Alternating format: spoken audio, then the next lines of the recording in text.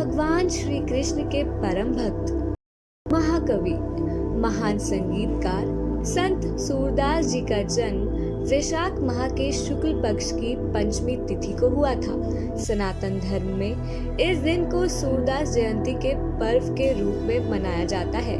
इसी दिन आदि गुरु शंकराचार्य जी की जयंती भी मनाई जाती है। सूरदास जयंती मुख्य रूप से उत्तरी भारत में मनाई जाती है। इस दिन भगवान श्री कृष्ण की पूजा अर्चना की जाती है और कुछ लोग भगवान श्री कृष्ण की कृपा पाने के लिए व्रत भी धारण करते हैं। इस दिन संगीत के विभिन्न कार्यक्रमों एवं कविता प्रतियोगिताओं का आयोजन भी किया जाता है। साथ ही श्रीधाम वृंदावन में भी कुछ विशेष कार्यक्रम आयोजित किए जाते हैं। इस वर्ष ये 17 मई दिन सोमवार को मनाई जाएगी। संत सूरदास जी ने हिंदी साहित्य में भगवान श्री कृष्ण के अनन्य उपासक और ब्रज भाषा के महाकवि माने जाते हैं। उन्हें भक्ति मार्ग का सूर्य भी कहा जाता है। सूरदास जी के जीवन काल से संबंधित कोई भी पुख्ता प्रमाण नहीं मिलते, इसलिए उनके जन्म और मृत्यु दोनों को लेकर ही कई मत हैं। कुछ लोगों का मानना है कि उनका जन्म 1478 ई में मथुरा और आगरा के बीच स्थित रुनकता नामक ग्राम में हुआ।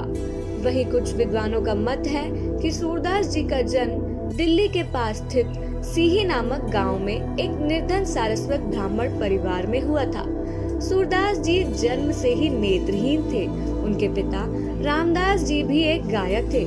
जन्म से अंधे होने के कारण उन्हें परिवार में उपेक्षित किया जाता था, इसलिए उन्होंने मात्र 6 साल की उम्र में ही अपना घर त्याग दिया था और यमुना नदी के किनारे जाकर रहने लगे थे।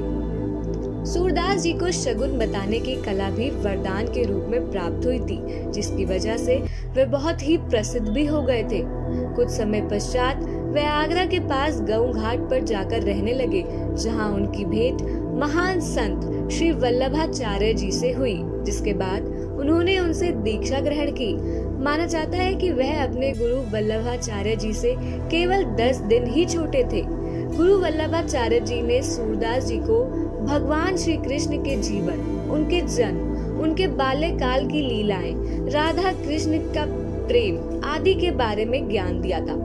इतना ही नहीं, वल्लभाचार्य जी ने उन्हें श्रीनाथ जी के मंदिर में लीला गान करने का दायित्व भी दिया था, जिसे सूरदास जी ने पूरी ईमानदारी के साथ निभाया था। इसके बाद उन्होंने श्री कृष्ण का गुणगान शुरू कर दिया और जीवन में कभी भी पीछे मुड़कर नहीं देखा।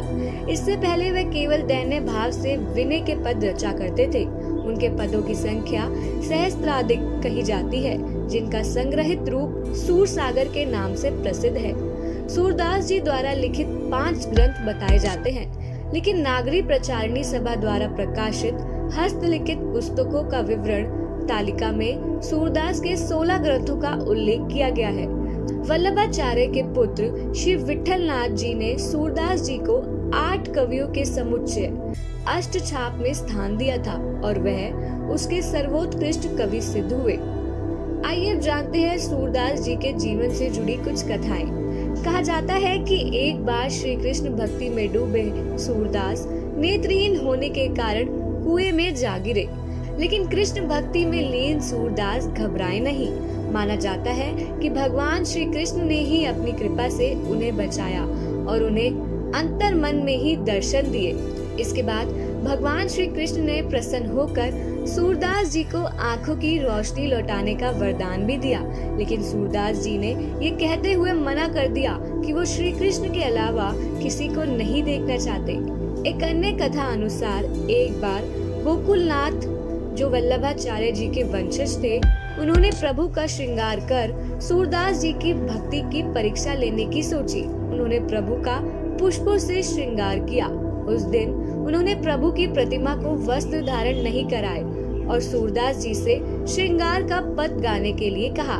इस पर सूरदास जी ने सुनाया, आज हरि देखे नंगम नंगा।